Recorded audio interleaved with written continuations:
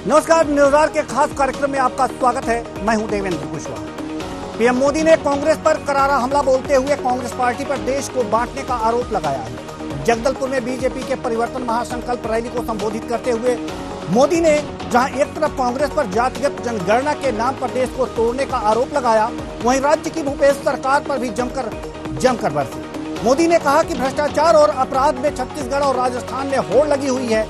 मोदी ने Nagarnar steel plant को लेकर कहा कि नगरनार स्टील प्लांट पर बस्तर के लोगों का हक है। पीएम मोदी ने स्टील प्लांट के शुभारंभ में राज्य का कोई प्रतिनिधि नहीं आने को लेकर भी भूपेश सरकार को आड़े हाथों लिया। एक रिपोर्ट देखिए, फिर चर्चा भी करेंगे। पीएम मोदी कांग्रेस पर जमकर बरसे, लगाया देश तोड़ने का आरोप, कहा देश बांटने की हो रही कोशिश, छत्तीसगढ़ और राज्य में लगी है भ्रष्टाचार की होड़, नगरनार स्टील प्लांट पर है बस्तर की जनता का हक, सीएम भूपेश बघेल का आरोप, कहा स्टील प्लांट के निजीकरण पर कुछ नहीं बोले पीएम। कांग्रेस द्वारा बुलाए गए बस्तर बंद के बीच जगदलपुर पहुंचे पीएम मोदी ने कांग्रेस पार्टी पर जमकर हमला बोला। जातीय जनगणना को लेकर कांग्रेस पार्टी पर हमला बोलते हुए पीएम मोदी ने कहा कि कांग्रेस जिनकी जितनी आबादी उनकी उतनी भागीदारी की बात करके देश को बांटने की कोशिश कर रही है। पीएम मोदी ने कांग्रेस से पूछा कि कांग्रेस बताए कि यदि आबादी के अनुसार भागीदारी होगी तो देश के अल्पसंख्यकों का क्या होगा। पीएम मोदी ने कहा कि देश की सबसे बड़ी आबादी गरीबों की है और देश के संसाधनों पर सबसे ज्यादा हक गरीबों का है। पीएम मोदी सवालिया लहजे में बोले कि देश में सर्वाधिक आबादी तो हिंदुओं की है, तो क्या हिंदू अपना हक ले ले। पीएम मोदी ने राज्य की भूपेश सरकार पर भी जमकर हमला बोला और कहा कि भ्रष्टाचार और अपराध को लेकर छत्तीसगढ़ और राजस्थान में होड़ मची हुई है कि कौन आगे निकलेगा। पीएम मोदी ने पीएससी घोटाले के आरोपियों को जेल भेजने और राज्य में बीजेपी की सरकार आने पर भ्रष्टाचार के आरोपियों को जेल भेजने की बात कही। मेरे परिवारजनों, कल से कांग्रेस ने एक अलग लाभ आरोपना शुरू कर दिया है। ये कांग्रेस के नेता कहते हैं जितनी आबादी उतना हक। मैं कहता हूं इस देश में अगर सबसे बड़ी कोई आबादी है तो वो आबादी गरीब है, और इसलिए मेरे लिए गरीब ही सबसे बड़ी आबादी है और गरीब का कल्याण यही मेरा मकसद है। मैं सोच रहा था कि पूर्व प्रधानमंत्री मनमोहन सिंह जी क्या सोच रहे होंगे। भारत के पूर्व प्रधानमंत्री मनमोहन सिंह जी तो कहा करते थे कि देश के संसाधनों पर पहला हक माइनॉरिटी का है, अल्पसंख्यकों का है, और उसमें भी मुसलमानों का है। अब कांग्रेस कह रही है कि आबादी तय करेगी कि पहला हक किसका होगा। यानी क्या अब अल्पसंख्यकों का हक कांग्रेस कम करना चाहती है क्या?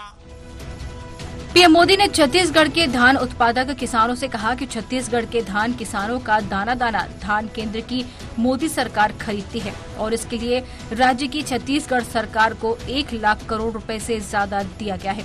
पीएम मोदी ने प्रदेश के आदिवासियों को भी राज्य में भाजपा सरकार आने पर तेंदुपत्ता सहित अन्य वनोपज की नियमित खरीदी की गारंटी दी। नगरनार इस्पात संयंत्र को लेकर पीएम मोदी ने कहा कि नगरनार स्टील प्लांट को लेकर कांग्रेस लोगों को गुमराह कर रही है। पीएम मोदी ने कहा कि नगरनार स्टील प्लांट पर बस्तर की जनता का हक है, हालांकि वे निजीकरण को लेकर कुछ नहीं बोले। इस पर राज्य के मुख्यमंत्री का कहना है कि छत्तीसगढ़ की जनता अभी भी चाहती है कि पीएम छत्तीसगढ़ और बस्तर की जनता को ये आश्वासन दे कि नगरनार स्टील प्लांट का निजीकरण नहीं होगा। हाँ भाई, मोदी जी डरते हैं क्योंकि सबको जेल में डालने का, पत्रकारों तक के जेल में डाल देते हैं, तो फिर तो बचत लोग तो डरेंगे। ईटी आईटी तो बिल्कुल कुत्ते बिल्ली उतने नहीं घूमते मोहल्लों में, उतना वो घूम रहे हैं, तो डरेंगे ही भाई लोग। जो एक बार जेल चला गया, जमानत भी नहीं होना है, तो डरेंगे ही। दूसरी बात यह है कि हम नगरनार प्लांट का विरोध नहीं कर रहा। नगरनार प्लांट तो हम लोगों ने जमीन उपलब्ध कराया, एनएमडीसी को दिया जमीन, और उसके बाद प्लांट लगा, प्लांट शुरू होने से पहले इसे डिसइन्वेस्टमेंट की लिस्ट में डाल दिया गया, सूची में डाल दिया गया, निजीकरण करना है। ये कौन सी बात है? प्लांट शुरू नहीं हुआ, उसके पहले बेचने की तैयारी। अब हम तो केवल एक आश्वासन चाह रहे थे प्रधानमंत्री जी से कि ये जो संयंत्र है वो बिकेगा नहीं निजी हाथों पे। पीएम मोदी ने नगरनार स्टील प्लांट सहित अन्य विकास कार्यों के लोकार्पण और शिलान्यास के मौके पर राज्य सरकार का कोई प्रतिनिधि नहीं आने को लेकर भी छत्तीसगढ़ सरकार की तीखी आलोचना की। पीएम ने कहा कि भ्रष्टाचारियों को मोदी के सामने आने की हिम्मत नहीं है, लेकिन नगरनार स्टील प्लांट का निजीकरण होगा या नहीं, इस पर पीएम मोदी कुछ भी स्पष्ट नहीं बोले। यानी नगरनार स्टील प्लांट के निजीकरण को लेकर स्थित पीएम मोदी के भाषण से ये भी स्पष्ट नहीं हो पाया कि क्या नगरनार स्टील प्लांट के निजीकरण की प्रक्रिया रोक दी जाएगी। तो आज प्रधानमंत्री नरेंद्र मोदी के जगदलपुर रैली में जो उन्होंने कुछ कहा है और सीएम भूपेश बघेल यानी कि जो वहाँ पर कांग्रेस की सरकार है, उन्होंने जो कुछ इसके उत्तर में कहा है, इन्हीं दो बातों पर हम करेंगे चर्चा। और चर्चा के लिए जो हमारे साथ मेहमान उपस्थित हुए हैं, जुड़े हुए हैं, उनसे हम आपका परिचय करा दें। नीता लोधी, प्रवक्ता कांग्रेस, डॉक्टर किरण बघेल, प्रवक्ता BJP, doctor Sanjay Shekhar, state head Chhattisgarh. बहुत बहुत स्वागत है तीनों मेहमानों का हमारे इस कार्यक्रम में। चर्चा की शुरुआत करेंगे नीता लोधी, प्रवक्ता कांग्रेस। प्रधानमंत्री नरेंद्र मोदी आए जी और उन्होंने तमाम बातें कहीं कांग्रेस पर, कांग्रेस की सरकार पर भ्रष्टाचार के, अत्याचार के आरोप लगाए। क्या कहेंगे? बाद सरकार है केंद्र की, इसके नेता है नरेंद्र मोदी जी। इनको हमारे छत्तीसगढ़ भोले भाले छत्तीसगढ़ वासियों से माफी मांगनी चाहिए कि इन्होंने छत्तीसगढ़ वासियों को अपराधगढ़ और अपराधी से कहकर संबोधित किया, अपराध और भ्रष्टाचार से। इनको माफी मांगी। और जिस प्रकार जो ये जुमलेबाजी करते हैं और जिस प्रकार इनकी नीति होती है कि सरकार का पैसा, सरकार के पास आम जनता का पैसा होता है, आम जनता के पैसे ये उपयोग करते हैं अपने सरकारी उपक्रम में और उसको धीरे से चुपके से अपने दोस्तों को बेच देते हैं। आप देख लीजिए, एयरपोर्ट देख लीजिए, पोर्ट देख लीजिए, रेलवे स्टेशन देख लीजिए, ये सब ये और अपने दोस्तों को बेच देते। उसी प्रकार से जब बात आई है अभी हमारे नगरनार प्लांट की, जो आदिवासियों का है, बस्तर का है, तो भी ये बिल्कुल इनकी सोची समझी चाल है। जैसे फेरोस्क्रैप निगम लिमिटेड को इन लोगों ने बेचने का टेंडर कर दिया है, FSNL उसी की कगार पे है, NMDC, मेकॉन हो गया, ये सब ये बनाते हैं, सरकार के पैसे लगाते हैं और धीरे से अपने दोस्त मित्रों को ये बेच देते हैं। और ये बेचने की बात इन्होंने अभी भी स्पष्ट नहीं करी कि ये निजीकरण करेंगे या नहीं करेंगे। इन्होंने कह दिया बस्तरवासी, भाई हमारी जल जमीन जंगल हमारा है तो निश्चित तौर पर ये बस्तरवासियों का है, पर इन्होंने अपनी बात स्पष्ट नहीं की कि ये निजीकरण इसका करेंगे या नहीं करेंगे। और राज्य शासन जब खरीद करके चला सकती है तो भी ये लोग अपनी नियत को और अपनी बातों को स्पष्ट नहीं किए हैं। क्यों स्पष्ट नहीं करे, एक ये सवाल उठते, क्यों ये सेल को नहीं दे सकते, क्यों ये राज्य शासन को नहीं दे सकते अगर ये नहीं चल सकता है तो। और केवल आम जनमानस को और मीडिया का ध्यान भटकाने के लिए भ्रष्टाचार की बात करते हैं और अपराधगढ़ की बात करते हैं। भ्रष्टाचार तो आप स्पष्ट देखे होंगे कि 15 साल की भारतीय जनता पार्टी की सरकार में कैसे भ्रष्टाचार होते और कैसे रमन सिंह जी की सरकार भ्रष्टाचार में लिप्त थी और जिसका जवाब परिवर्तन के रूप में 2018 में ही छत्तीसगढ़ वासियों ने इन्हें दे दिया है, बहुमत के साथ सरकार बनाकर कांग्रेस की। और निश्चित तौर पे इस बार इनके आने और जाने से कोई प्रभाव नहीं पड़ेगा, क्योंकि 25 लाख किसान हमारे साथ हैं और जब भूमिहीन परिवार जो थे 5.5 लाख से ऊपर ये लोग हैं। तेंदुपत्ता संग्राहक हमारे भाई बहन 13 लाख लोग रहते हैं यहाँ। चाहे आदिवासियों को वन अधिकार पट्टा देने की बात हो, चाहे अधिकारियों को जो पेशा कानून जो अभी तक सुसुप्त अवस्था में था उसको अच्छे से लागू करने की बात हो, चाहे स्वयं सहायता समूह के माध्यम से लघु उपज खरीदने की बात हो, सरकार वनांचल क्षेत्रों में भी आदिवासी भाई बहनों के लिए बहुत अच्छा काम कर रही है। और पूरी छत्तीसगढ़ की लोग जानते हैं कि मोदी जी कहते कुछ है और करते कुछ है। ये लोगों के लिए जनहित का काम नहीं करते, केवल अपने चंद मित्रों को लाभ पहुंचाने का काम करते हैं।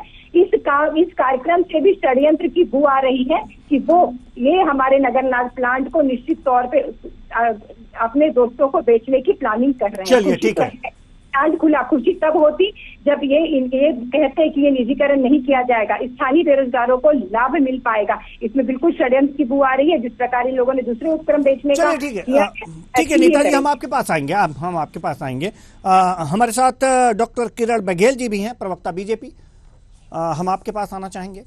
सवाल यहाँ पर यह है कि बस्तर की मूल समस्या ये है कि जो नगरनार स्टील प्लांट है उसका निजीकरण केंद्र सरकार कर रही है। राज्य सरकार भी नहीं चाहती है, यहाँ के लोग भी नहीं चाहते हैं, और जहाँ तक हमें मालूम है कि बीजेपी के विधायक भी नहीं चाहते हैं। इस बारे में तो पीएम ने कुछ भी नहीं कहा, बस इतना ही कहा कि ये नगरनार स्टील प्लांट बस्तर के लोगों का इस पर हक है। तो हक है तो निजीकरण क्यों कर रहे हैं?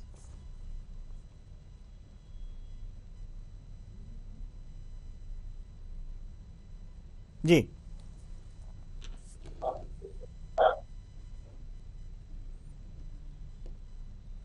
आवास में इन्होंने लाखों करोड़ों की सौगात दी है, और इस बार भी 27,000 करोड़ की शिलान्यास और लोकार्पण का काम हुआ है। लेकिन आप इस सरकार की बस्तर विरोधी मानसिकता देख सकते हैं। इतने बड़े लोकार्पण में इनके सरकार का कोई भी उप मुख्यमंत्री और मुख्यमंत्री इस कार्यक्रम में शामिल तक नहीं हुआ। ये दिखाता है, और ये भी दिखाता है कि ये बस्तर विरोधी है। जिस प्रकार आज के दिन को इन्होंने 3 तारीख को बस्तर बंद घोषित किया, वो भी दिखाता है बस्तर विरोधी चेहरा इनका जनता के सामने आ चुका है। रही बात निजीकरण का, तो मैं कहती हूँ जैसे इन्होंने एक कल्पना बना के रखी है राहुल गांधी जी को अपना मुख्य प्रधानमंत्री बनाने का सपना, और कल्पना में जो जी रही कांग्रेस, मुझे लगता है ये जो प्रश्न है निजीकरण का, वो भी एक कल्पना मात्र है कांग्रेस के लिए, जो कि कभी सत्य नहीं होने वाला। और मुझे लगता है ये निजीकरण की बात को भ्रम फैला रहे हैं जनता के बीच में। असल में जब मोदी जी जब भी छत्तीसगढ़ में आ रहे हैं, उनके सभा में जो जन सैलाब आ रहा है, और जो हर बार मोदी जी इनके चाल चरित्र चेहरा का पर्दाफाश करके जाते हैं, उससे भयभीत कांग्रेस इस कार्यक्रम का विरोध कर रही है, और जनता के बीच में निजीकरण की बात को लेकर भ्रम फैलाने का काम कर रही है। मुझे लगता है छत्तीसगढ़ कांग्रेस अपनी चला-चली की बेला में भाजपा से घबराई हुई है, खास करके मोदी जी के प्रवास को लेकर बहुत ज्यादा घबराई हुई है। यही कारण है कि निजीकरण का विषय को बार बार जनता के बीच में लाके भ्रम फैलाने का काम कर रही है। तो क्या मतलब, अगर जो निजीकरण की बात बार बार जनता के सामने आती है तो ये माना जाए भ्रम फैला रही है, निजीकरण करने वाली नहीं है सरकार, ऐसा कुछ? बिल्कुल बिल्कुल। अभी देखिए आप, जिस तेजी से इस नगरनार संयंत्र का काम स्टार्ट हुआ, जिसमें मैडम की आवाज नहीं आ रही है, युवाओं को रोजगार मिलेगा, और बहुत जहाँ पे स्टील बनाने का काम होगा, जो स्टील बने दूसरी जगह जाया करता था आयरन ओर लेकर, जो वहीं के लोकल लोगों को फायदा मिलेगा। तो निजीकरण की बात आती ही नहीं है। ये तो कोरी जनता को भ्रम फैलाने का काम कर, तो जनता को भ्रम फैलाने की बात हो रही है। डॉक्टर संजय शेखर, हम आपके पास आना चाहेंगे। प्रधानमंत्री नरेंद्र मोदी आज जगदलपुर में रैली को संबोधित किया, कई बातें हुई, लेकिन एक बात स्पष्ट नहीं हो पाई कि नगरनार स्टील प्लांट जो है इसका निजीकरण हो रहा है कि नहीं।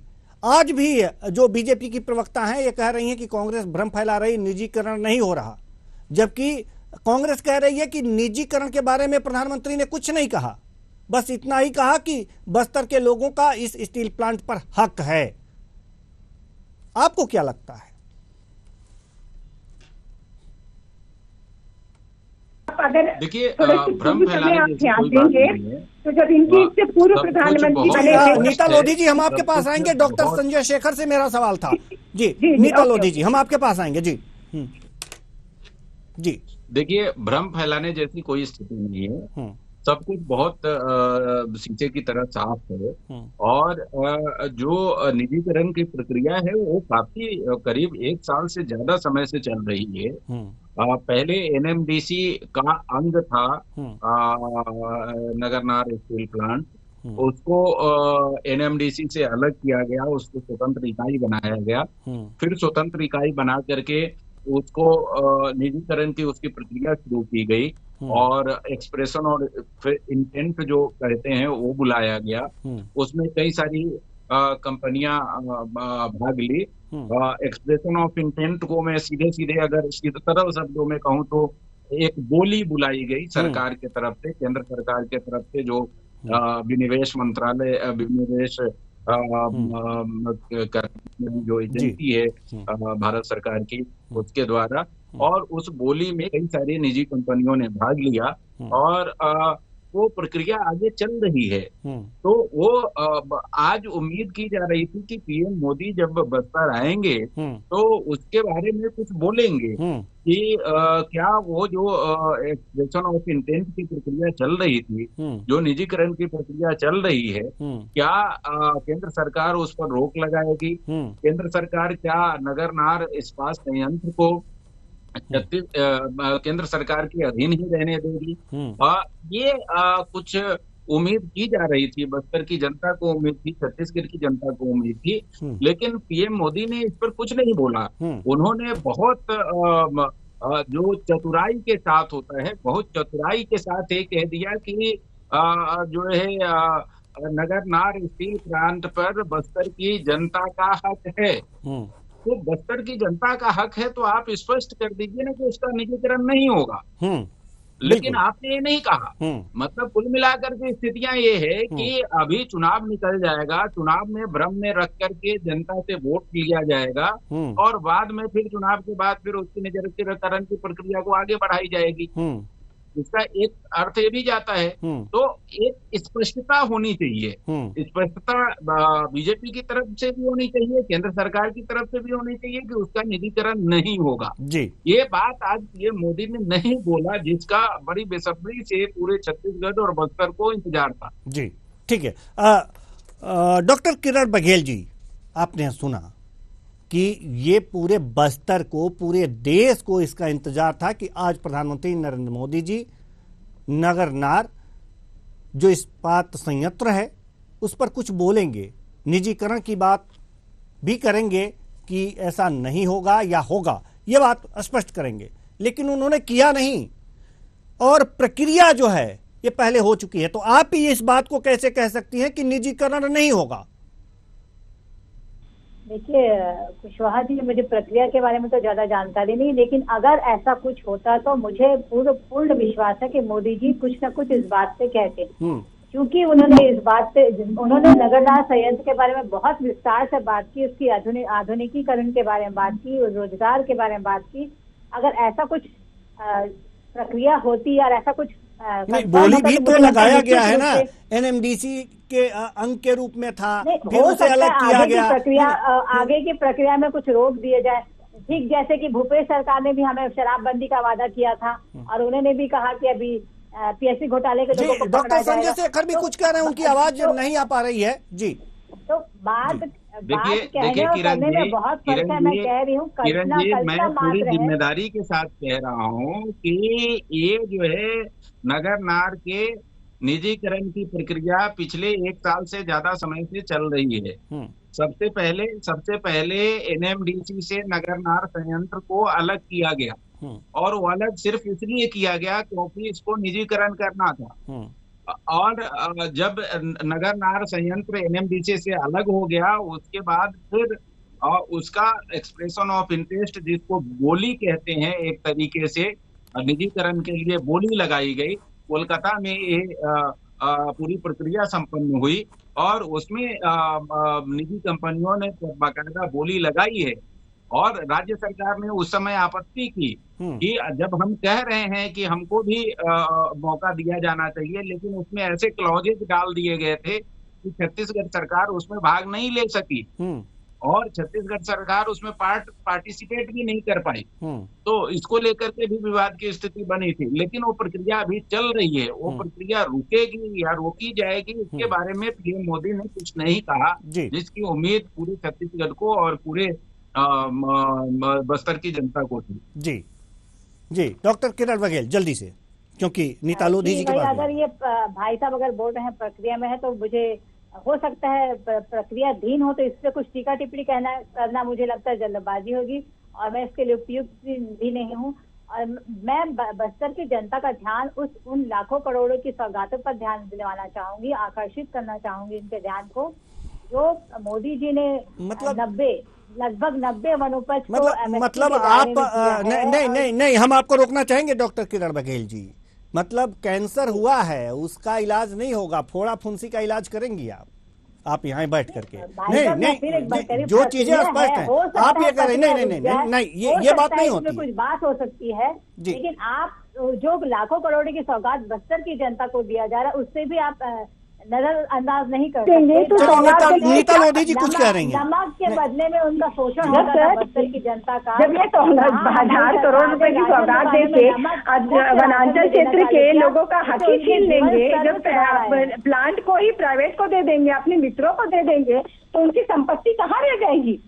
आज नरेंद्र मोदी जी ने टोटल भ्रम और इन्होंने एक लफासेबाजी करके गए हैं, यहाँ से एक जुमलेबाजी करके गए हैं, जैसे कि इनकी प्रवृत्ति है जुमलेबाजी करना, चाहे 2 करोड़ लोगों को रोजगार वाली बात हो, चाहे 15 लाख आने वाली बात हो। वैसे इन लोगों ने एक शुगुफा और जुमला छोड़ के गया है कि ये बस्तर का है।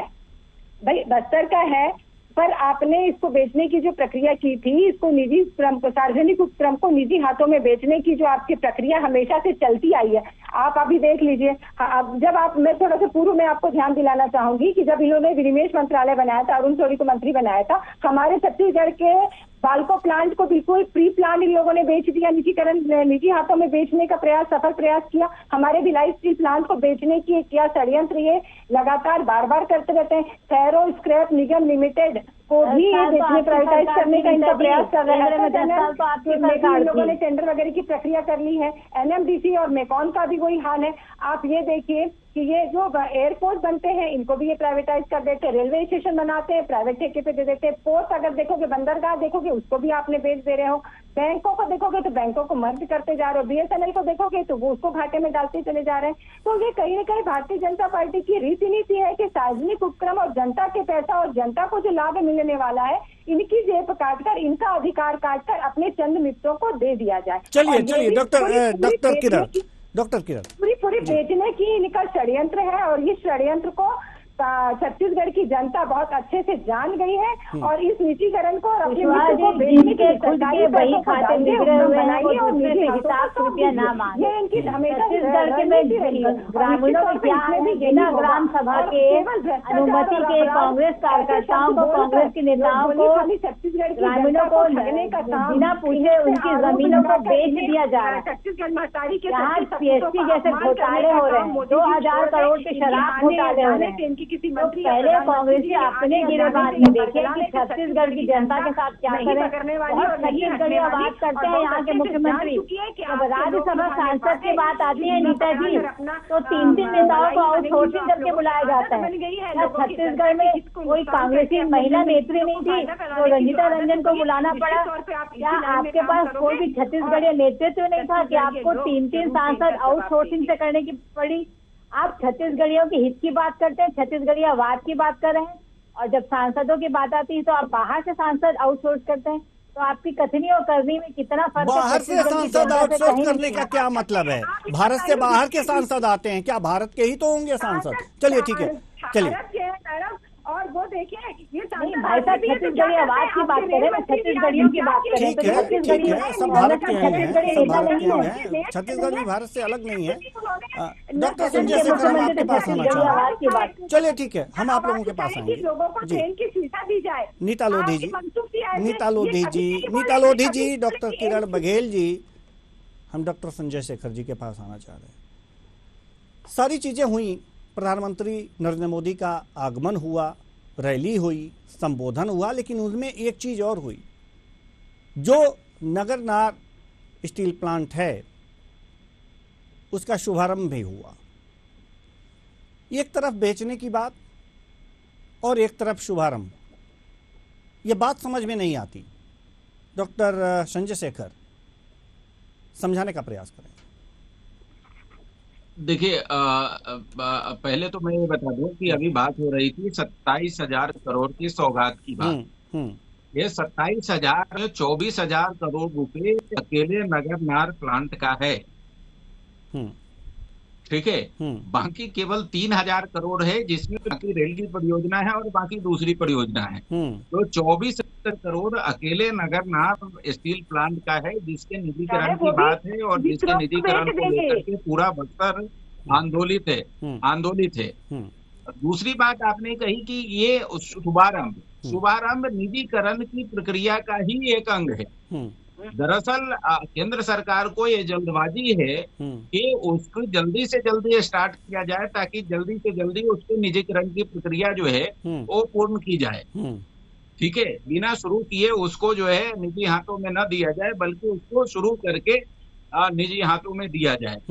और इसीलिए देखिए एक और बात है, 24,000 करोड़ रुपए का एक प्रोजेक्ट का शुभारंभ हुआ, और वो शुभारंभ कब हुआ? जब ये मोदी एक परिवर्तन महासंकल्प रैली के लिए आए तब हुआ। ये एक इतना बड़ा प्लांट था जिसका स्वतंत्र रूप से और बड़े पैमाने पर शुभारंभ होना था, लेकिन चूंकि निजीकरण की प्रक्रिया चल रही है, तो एक छोटे से कार्यक्रम में इसका शुभारंभ कर दिया गया। और ये इसीलिए हुआ है कि जल्द से जल्द इस प्रक्रिया को पूर्ण किया जाए और पूर्ण करके इसको निजी हाथों में दिया जाए। हालांकि अभी भी मैं उम्मीद करता हूं कि छत्तीसगढ़ के नेता, छत्तीसगढ़ के खासकर बस्तर के जो तमाम लोग हैं और छत्तीसगढ़ के तमाम लोग हैं बीजेपी के, वो एक बार फिर जो है वो केंद्र सरकार पर, ये मोदी पर कोई इस बात के लिए राजी करे कि ये छत्तीसगढ़ का एक महत्वपूर्ण प्लांट है, उसको छत्तीसगढ़ में रहने दे, उसका निजीकरण न करे, उसको बस्तर के लिए एक बड़ी सौगात है, तो बस्तर में सौगात की तरह ही रहने दे। जी बिल्कुल। डॉक्टर किरण बघेल, हम आपके पास आना चाह रहे हैं। 27,000 करोड़ की आपने बात की और डॉक्टर संजय शेखर ने उसका विश्लेषण भी कर दिया कि 27,000 करोड़ में 24,000 करोड़ तो नगरनार स्टील प्लांट के लिए ही दिया जा रहा है, बस्तर वासियों के लिए सिर्फ 3,000 करोड़ रुपए हैं, और वो भी शुभारंभ भी इसलिए किया जा रहा है कि उसका निजीकरण होगा। अब बताइए क्या कहेंगे आप? अब इस 27 करोड़ की जो आप बात कर रहे थे कि 27 करोड़ का सौगात दिया, निजीकरण अगर जो हो जाएगा तो उस 24,000 करोड़ जो है वो रुपए तो भी क्या जनता के लिए ही है? जी मैं फिर कहना चाह रही हूँ जी, हम आएंगे आपके पास, पूरा मौका देंगे, लेकिन पहले डॉक्टर किरण बघेल जी से जवाब लेना चाहेंगे, क्योंकि उन्होंने साफ साफ ये कहा था पहले ही सवाल में कि हमें इसकी जानकारी नहीं है कि निजीकरण हो रहा है, लेकिन 27,000 करोड़ रुपए की जानकारी है जो सौगात दे करके गए थे। तो सौगात दे करके गए हैं प्रधानमंत्री नरेंद्र मोदी, तो 27,000 करोड़ में से 24,000 करोड़ तो केवल वो जो इस्पात प्लांट है उसके लिए दिए हैं, और उसमें भी ये बात है कि वो निजीकरण के लिए होगा, वो निजीकरण होगा, और इसलिए जल्दी से जल्दी शुभारंभ किया जा रहा है। अब आप बताइए, 3,000 करोड़ ही तो। मैं फिर कह रही हूँ कि जिस तरह ये जो कल्पना मात्र है, निजीकरण की बात करें तो ये भी कल्पना है कि निजीकरण के लिए ही होंगे, क्योंकि ये संयंत्र बस्तर में लोकेटेड है, तो सीधा सीधा फायदा बस्तर वासियों को होने वाला है। कहीं बॉम्बे दिल्ली में तो लोकेटेड नहीं है कि लोकार्पण किया जा रहा है कहीं और पे, और बस्तर को क्या फायदा होगा? क्योंकि ये बस्तर में ही लोकेटेड है, तो बस सीधा फायदा बस्तर की ही जनता को होगी। चाहे रोजगार ले लीजिए। इसका जवाब डॉक्टर संजय शेखर देंगे, लेकिन इसका जवाब डॉक्टर संजय शेखर देंगे, लेकिन नीता लोधी जी कुछ कहना चाह रही हैं। नीता लोधी जी जल्दी से, और डॉक्टर साहब जवाब तैयार रखिएगा। जी, जो भारतीय जनता पार्टी वालों की नीति, मैं फिर से एक बार कहना चाहूंगी, मोदी जी केवल शिगुफा छोड़ के गए हैं, केवल जुमलेबाजी इन्होंने किया है और बेचने की इनकी प्रक्रिया चल रही है, ये बात सत्य है। और ऐसे ऐसे क्लाउड बनाए गए हैं जिसको राज्य शासन अटेम्प्ट न कर सके, और निश्चित तौर पे जिस प्रकार से FSNL की बात है, चाहे वो फेरो स्क्रैप लिमिटेड की बात है, चाहे रेलवे की बात हो, पोस्ट की बात हो, एयरपोर्ट बेचने की बात हो, बैंक को मर्ज करने की बात हो, NMDC एमेकॉन की बात हो, तेल की बात हो, हमारे भिलाई स्टील संयंत्र की बात हो, ये सारे सार्वजनिक उपक्रम जिसको की आदरणीय नेहरू जी ने, आदरणीय इंदिरा जी ने, राजीव जी ने, मनमोहन जी ने बड़े अच्छे चाव से सजो के दिया थे छत्तीसगढ़ वासियों को, इसको षड्यंत्र पूर्वक बेचने की साजिश रची जा रही है। और मोदी जी ने बिल्कुल स्पष्ट नहीं कहा कि ये नहीं बिकेगा, और ये इस बात को छत्तीसगढ़ की जनता बहुत अच्छे तरीके से जान गई है, समझ गई है। इनके न सांसदों के मुंह में ताला लगा रहता है, न ये जनता की सुविधाओं के बारे में कहते हैं, न जनहित के मामले में बोलते हैं, न सुविधाओं के मामले में बोलते, चाहे एम्स में अस्पताल में डॉक्टरों की भर्ती की बात हो, चाहे ट्रेन को चालू करने की बात हो, चाहे ये बहुत बड़ा मुद्दा जो सार्वजनिक उपक्रम को बेचने की बात हो। ये कांग्रेस पार्टी जमीन से सदन से लेके सड़क से लेके सदन तक की इसमें लड़ाई लड़ेगी और प्राइवेटाइज नहीं होने देगी, और पुरजोर इसका विरोध करेंगे, और पूरे बस्तर वासियों का, छत्तीसगढ़ वासियों के अधिकार के हित की लड़ाई हमेशा से कांग्रेस लड़ती रही और लड़ती रहेगी। चलिए ठीक है। डॉक्टर संजय शेखर जी, समय नहीं है, बहुत ही कम शब्दों में चाहेंगे। जहाँ तक आपने बस्तर के क्या भला होगा इसकी बात करें, तो देखिए स्टील प्लांट वहां लगा है, करीब 50,000 लोग वहां काम करेंगे, तो डेवलपमेंट तो निसंदेह वहां का होगा, इस बात से इनकार नहीं किया जा सकता। लेकिन देखिए शासकीय संस्थान के अपने प्रोटोकॉल होते हैं, उसके अपने नियम होते हैं, अपने कायदे होते हैं। उसमें शासकीय संस्थान में जितना किसी श्रमिक का या एम्प्लॉय का हित संरक्षित होता है या स्थानीय डेवलपमेंट के जितने प्रावधान होते हैं, उतना निजी संस्थानों में एकाध निजी संस्थानों को छोड़ करके नहीं है। और यही वजह है कि बस्तर के तमाम लोग ये चाह रहे हैं कि वहां पर जो स्टील प्लांट बना है वो केंद्र शासन के अधीन रहे, एनएमडीसी के अधीन रहे, ताकि जो वादे किए गए थे, अब जैसे उदाहरण के तौर पे एनएमडीसी ने वादा किया था कि वहां पर एक सुपर स्पेशलिटी हॉस्पिटल 400 बेड का खोला जाएगा। अब एनएमडीसी तो वहां से अलग हो गया, अब वो 400 बेड का सुपर स्पेशलिटी हॉस्पिटल कौन खोलेगा? क्या प्राइवेट कंपनी जो लेगी वो 400 बेड का सुपर स्पेशलिटी हॉस्पिटल खोल के उसको गरीबों के हित में संचालित करती रहेगी? बिल्कुल नहीं करेगी। फिर दूसरा ये है कि वहां पर जितनी स्थानीय जिनकी जमीन गई है उनको नौकरी दी गई है।